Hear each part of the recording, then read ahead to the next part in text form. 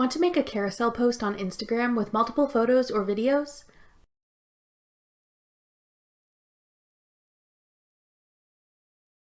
Now let's get started. Open the app and tap the plus sign at the top. Then select Post. Select the first image to upload to your carousel post. Tap the carousel icon, then continue selecting photos and videos to include in your carousel.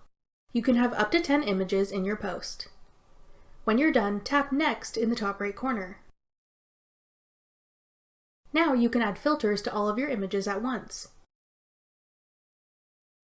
If you tap an individual image, you can add different filters to each one, or individually make edits to them such as brightness, contrast, saturation, and more.